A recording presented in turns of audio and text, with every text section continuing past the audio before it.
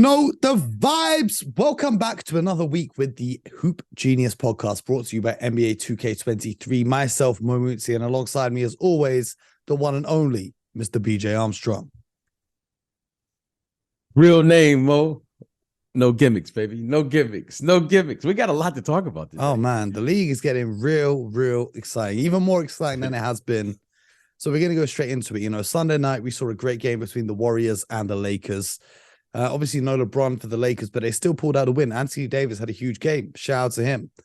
But it got me thinking, BJ, and I want to get your expert opinion on this. It really made me think. Why are the Golden State Warriors so much better at home than they are on the road? Now, this is expected from a lot of teams, but a championship caliber team, let's just put it into context. The Warriors are 27-7 at home and 7-24 on the road. That means when they're at home, they're tied for the second most home wins in the NBA alongside the Milwaukee Bucks. But when they're on the road, they're tied for the third fewest road wins. They're tied with your Detroit Pistons. So, you know, speaking of the Pistons, you see this a lot with young teams. You see this a lot with rebuilding teams. You know, they're going to be good at home and then on the road, they're going to be shaky. But why is it that the Golden State Warriors, a team that is the reigning champions and trying to contend for the championship, why are they so much better when they're on the road? When they're at home, sorry. It's got me tripping. It's 3 a.m. Why are they so much better at home? Well, the first thing, Mo, is everything, as you know, starts on the defensive end. By their own admission, they've been very inconsistent on the defensive end. Okay. Traditionally, your team, especially your bench, plays better at home than it does on the road. So these young players that they've been playing, that they've implemented into this year's team, talking about Kuminga and DiVincenzo and Moody and all of these guys, Lamb and all of these guys, they play better at home. That's the first thing. And then when they go on the road, it's a different brand of basketball. You go, well, what does that mean? If you're going to be a good team, you have to play with much more discipline on the road than you do at home, because you feed off the energy of the home. They're feeling good. Mo's feeling good. They're saying, let's go, Mo. Mo, he's going to have some heat checks at home. But then when he goes on the road and they start booing him, you never know how a player is going to respond. Okay. And the other team now has that, you know, momentum. So when you watch this team defensively, they've been, by their own admission and by their standards for sure, they've been very inconsistent. And that's why they're so bad on the road. Okay. They just can't stop anybody. And then when you start putting in these young players, you know, tonight, for instance, when they played the LA Lakers, you saw Andre Iguodala. He's starting now to ramp it up to try to give them some consistency on the defensive end, even though he's not an offensive player, especially at this stage of his career. But defensively, they were much better. They had a chance to win that game against the Lakers here tonight. So that's why you're seeing that. However, you know, they still have this hope that they can improve. And more importantly, they have experience on their side. It's not like they're going to panic, especially as long as their big three is intact.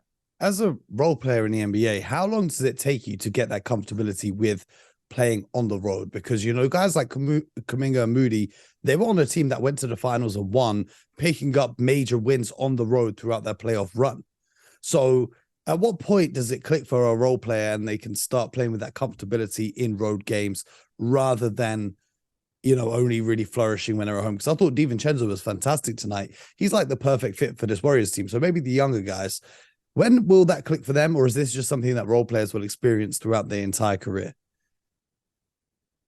Well, you know, Mo, like when you come into this league, you know, I like to say, you know, there are like moments when you have a chance to become a professional, right? Sometimes players will be a professional from day one. You know, some guys will just, you know, like for instance, a Shane Battier, for instance, you know, when he came into this league, he was just a pro in the day one. Sometimes, you know, it takes a half a year for some guys where it'll just click for them.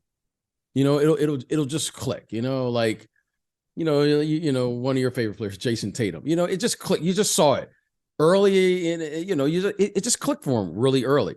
Some guys it'll take 2, 3, 4 years before it happens. You take a, you'll take a guy, like, for instance, Emmanuel Quickly. All of a sudden now, you're seeing him beginning to be consistent and play. Julius Randle was another guy to me.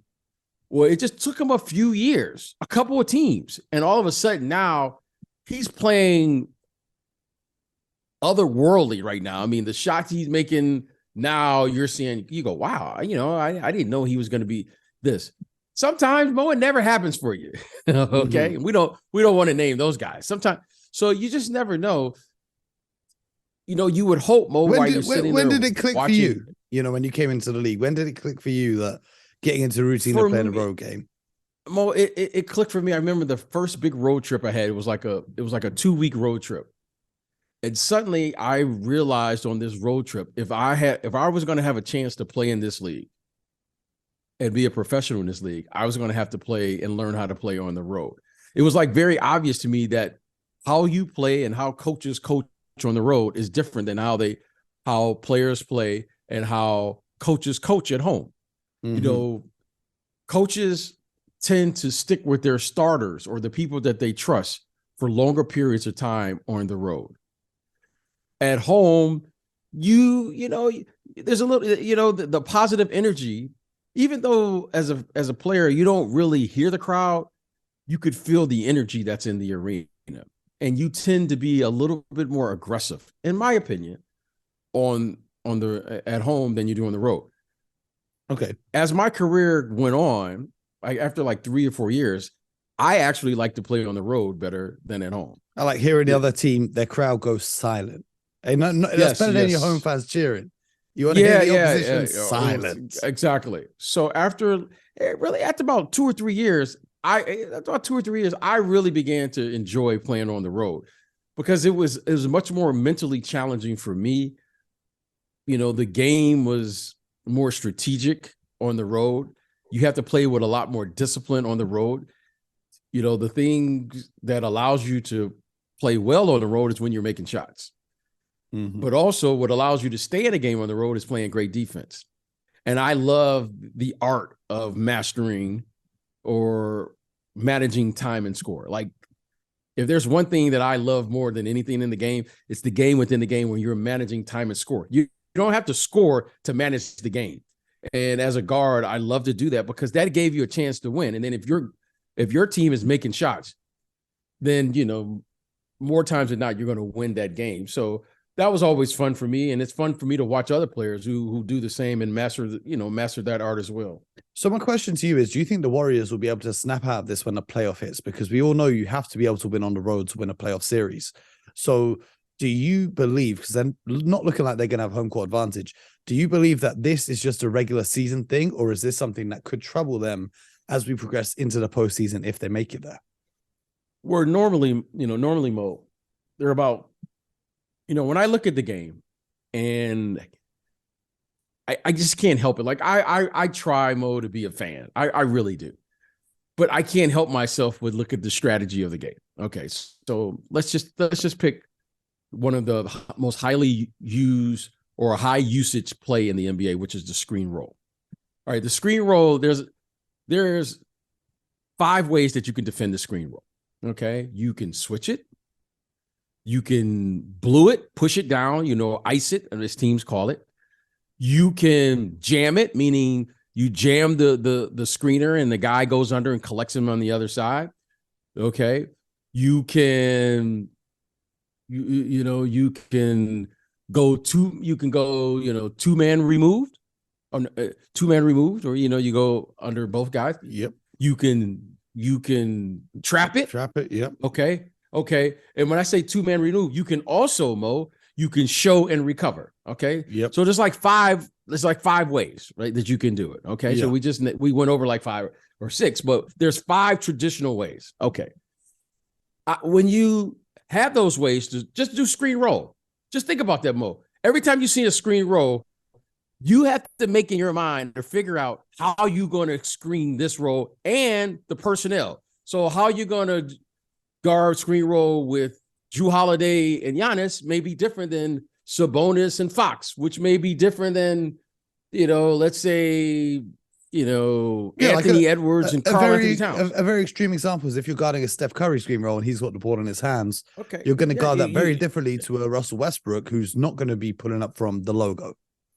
Okay, so now based on your personnel, Mo, you got to figure out what your team can and can't do. Okay, that's key. The Warriors know what to do. Mm-hmm. There's no doubt in my mind that Draymond, Steph Curry, and Klay Thompson know what to do. Kevon Looney, he knows what to do. What I don't know is on a consistent basis what the other guys are going to do. Mm-hmm. And that's been their problem. So consistently, we don't know what this team can do day in and day out. But so what we it's do not know, a road and home thing, then. It's just the consistency and having everyone healthy and getting the reps. Well, it's not even getting everyone healthy. Every year is different. Every year is different. So for instance, if you watch the Warriors, this is why I'm a huge fan of Steph Curry. If you watch the Warriors switch for the most part. Mm-hmm.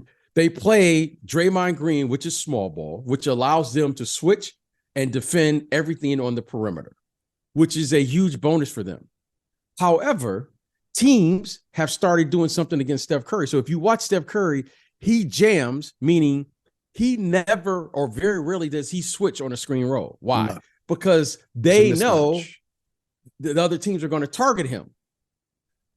Now, Draymond Green is capable of orchestrating that because what Draymond does exceptionally well is he can anchor a defense, even though he's not a rim protector.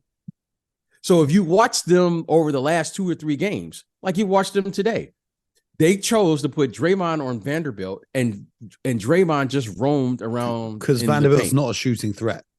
Just like he did the other night versus Russell Westbrook, which was something totally new that they implemented over the last 2 games.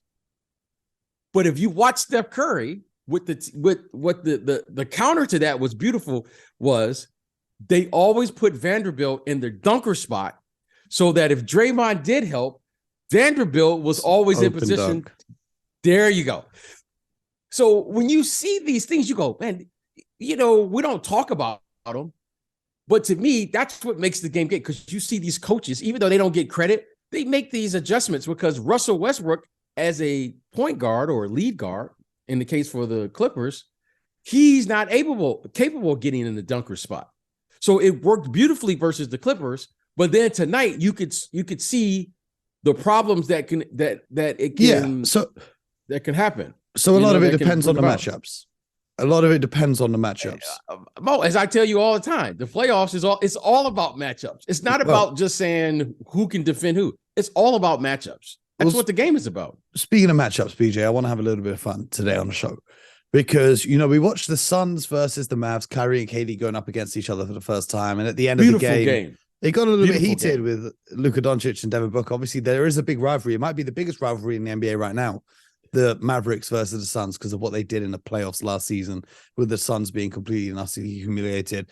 Now that Kevin Durant has joined Phoenix, Devin Booker has a thing or two to say, but we're not going to go into that right now.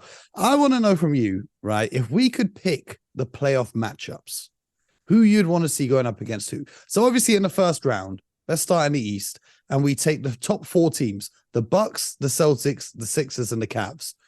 Who would you want to see the Bucks face in the first round?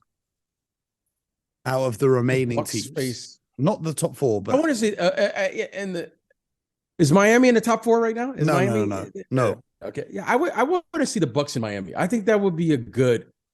The Miami Heat. By the way, I kind of like the addition of Kevin Love. Kevin Love, yeah. I like the addition. Yeah, we went in deep on the Miami Heat last week for them. I think the Bucks and the Miami Heat is good. Reason being is because there's some history there. Yep. Okay. There's some history. We all know that they were the speed bump Giannis couldn't get over. And then the year they won a title, they had a series where they swept him and Bryn Forbes outscored Jimmy Butler, which was pretty funny. And And I love Eric Spoelstra's game plan and what he does in the playoffs. And Bam I just think he put Giannis together as well is a great tough test.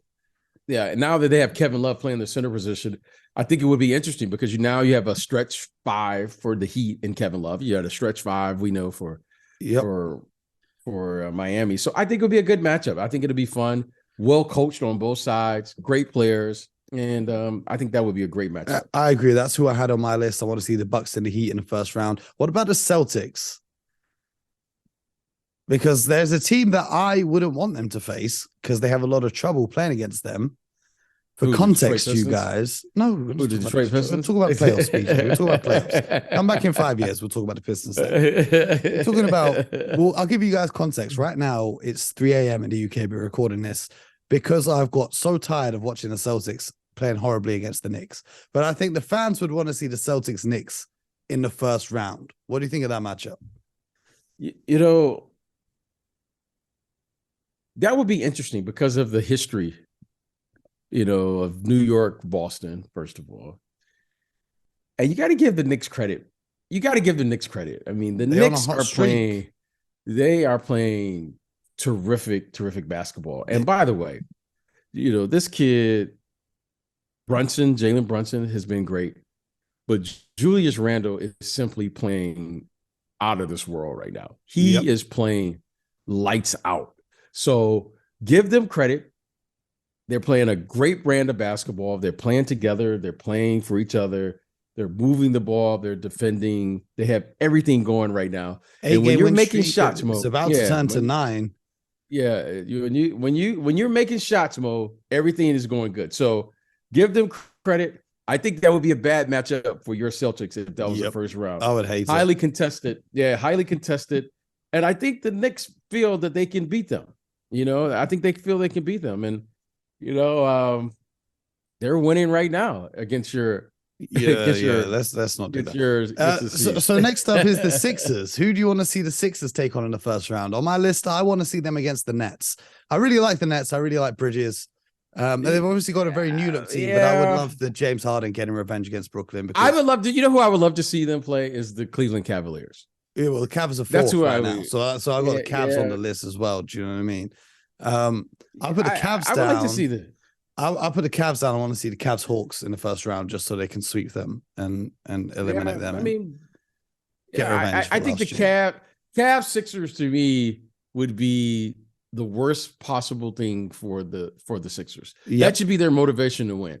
They don't want to, because the Cavs, they're just good enough to write in the right matchup for them because of they have 4, in my opinion, they got 4 all-stars in their starting lineup. Yeah. Mobley is going to be an all-star at some point here. I think he's the best player on their team. The Spider was an all-star this year, and Jarrett Allen and Darius Garland were all-stars last year. That's it.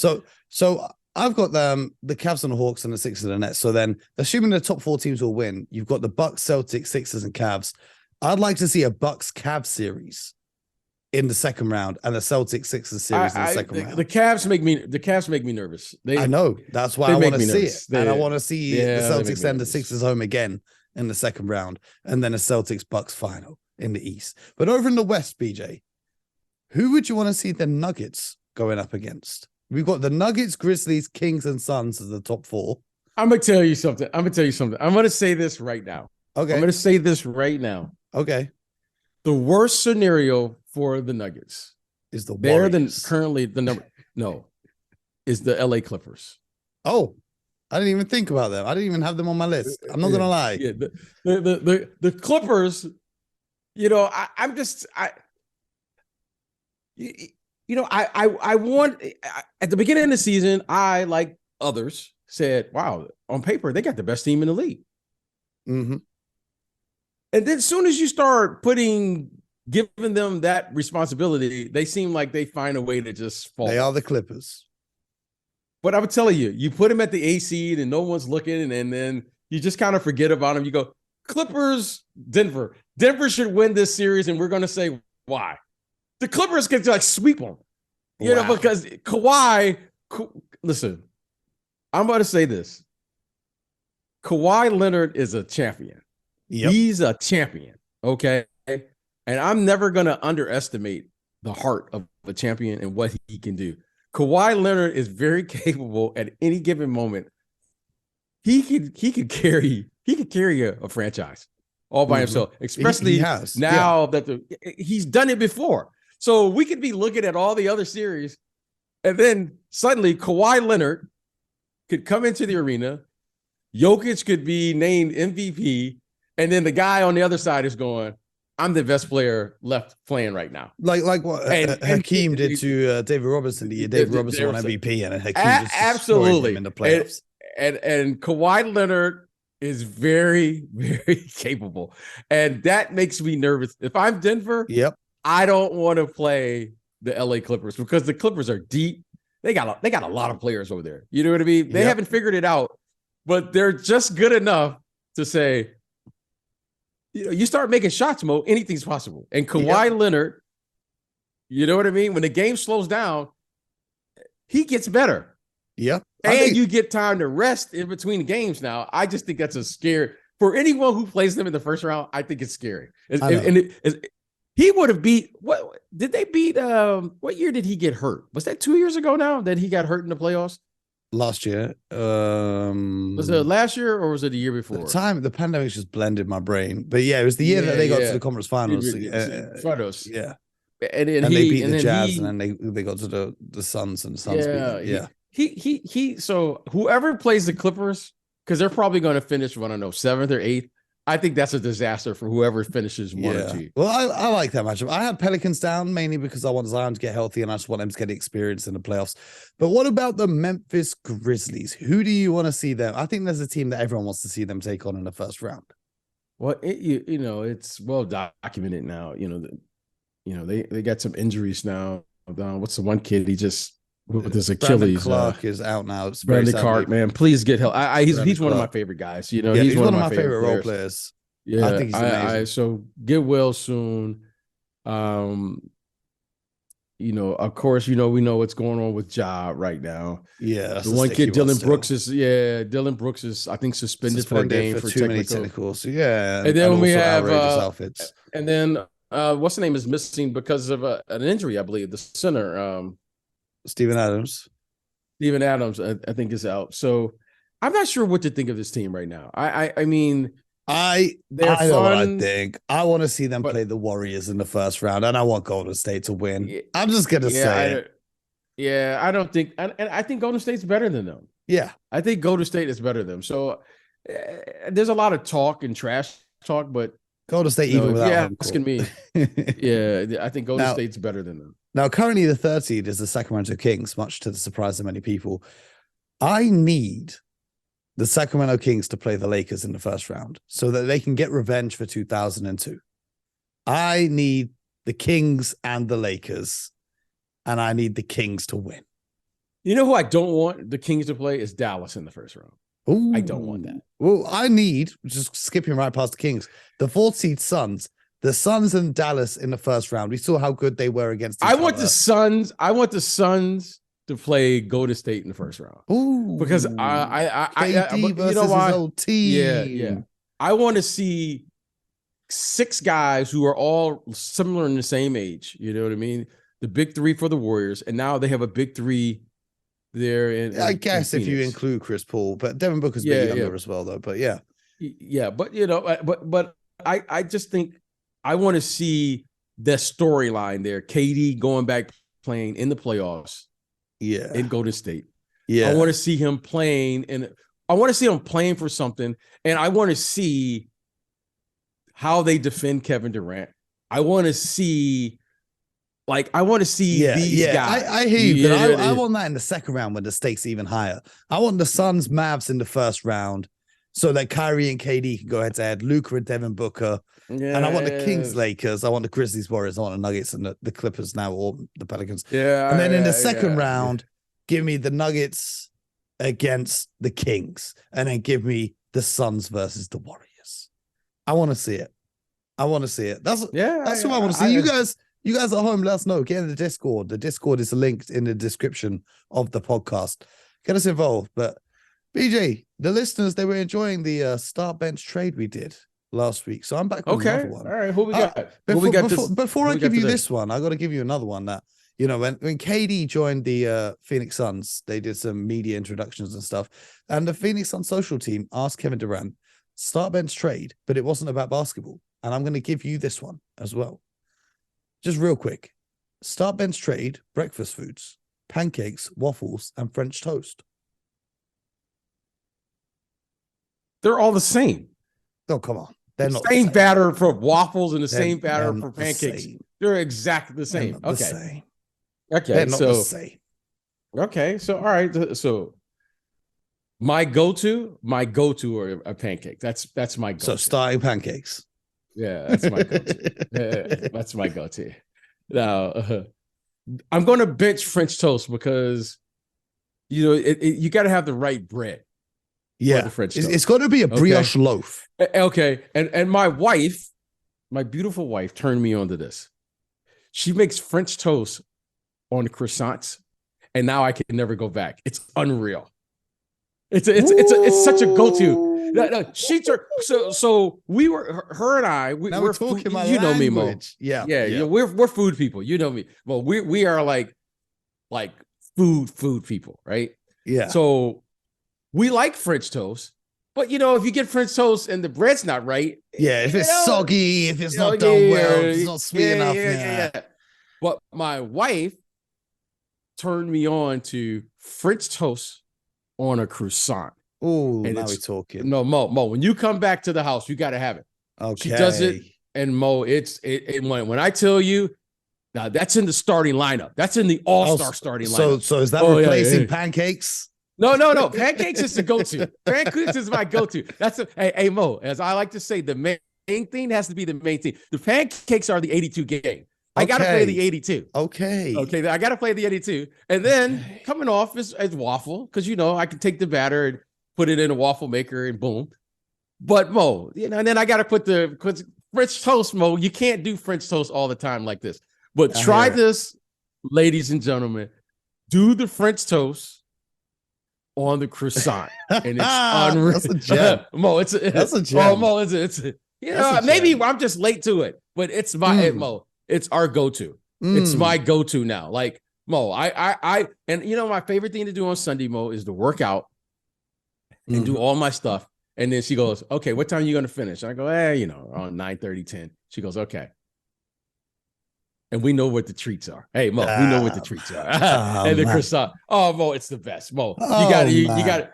Oh, Mo, it's so. She turned me onto it, and it's great. So that's my starter: is pancakes, waffle, French toast. But Mo, okay, if it's a Sunday morning tip off, I'm going French toast all day.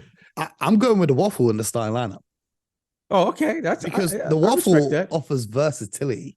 The reason being, you can have chicken and waffles on a savory one, or you can have waffles with whatever toppings you put on a pancake. You can put them on a waffle too. And also, if you get a Belgian waffle, the Belgian waffle with like the crystallized sugar, that just clears any other type of breakfast food, dessert, whatever you want to call it. That's my starting. And then I got the French toast coming off the bench, and then I'm trading away pancakes. I've had some bad pancakes in my time. I like to use pancakes as a barometer. You gotta show you at the crib in the morning, thinking about a little breakfast. Yeah, maybe some pancakes. And unfortunately for the young ladies of England, I've had some very bad pancakes in my time. They talk a big game, but I've had some bad pancakes. So that's getting traded. But anyway, back to the basketball, BJ. Today's start bench trade. We're going for the point guard category here. Seeing as you are the point guard guru. Start bench trade. Damian Lillard, Trae Young, and De'Aaron Fox. Because Fox is having a real nice season. This year, it's without question 75, and Trae Young is a young up-and-coming star. Without question, this year it's De'Aaron Fox. You're starting De'Aaron Fox. I'm starting De'Aaron. De'Aaron Fox is an all NBA player this year. Okay. De'Aaron Fox is starting. Damian Lillard is coming off. And this year, Trae Young is, in that order. That's De'Aaron Fox, that was an easy one in this year, just based on performance. All the three of those guys are clearly, if they weren't all-star, I think De'Aaron Fox was an all-star this year, right? First time being all-star. I think Trae Young has been an all-star a couple times.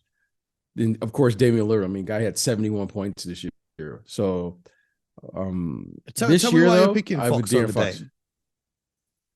But, winning matters to me.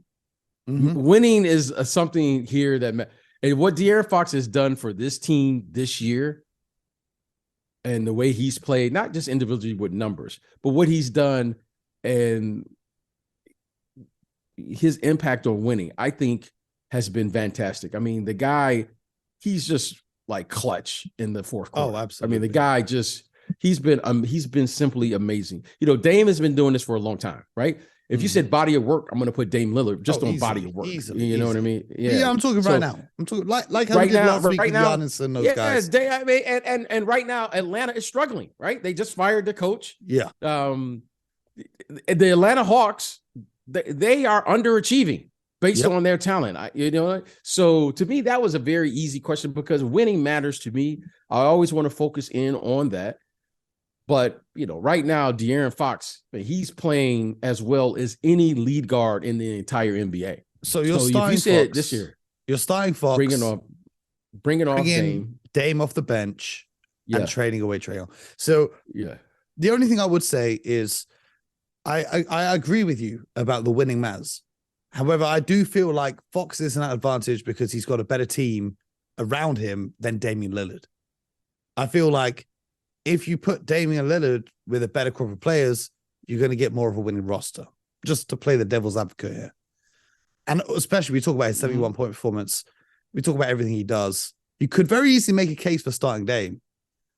But right now, man, it's hard to disagree with it. However, I'd put it tactically that I'd start Dame and then imagine De'Aaron Fox coming off the bench. Who in the world is keeping up with that man when he's coming in the game with a fresh set of legs? Right now, he's in the starting lineup and they can't keep up with him.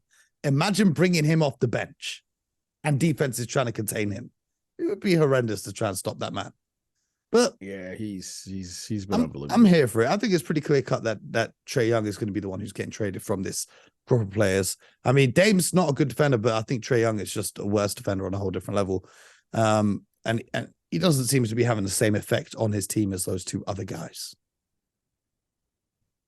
Yeah, listen, those are any coach, any executive. If you said those guys were looking at you in the draft, no one's arguing with Trae Young's averaging 27 a night and leading the league in assists. So to me, these are just fun exercises. Yeah. But this year right now, hey, if you said, hey, BJ, out of the draft, you're going to get at the very least 27 and 12, you're going, okay, I'll take that. Yep. You know what I mean? All day long. So again, we'll take that all day long. Let us know though. That's the third guard. Yeah, that's the third guard. Let us know though. The Discord link is in the description of the show. So let us know what you would do and give us some more suggestions for more start bench trades. We're going to be back every day this week with more from the Hoop Genius podcast. So make sure you hit the notification bell and subscribe so that you never miss a single episode. This is the place to be for the rest of the NBA season and beyond.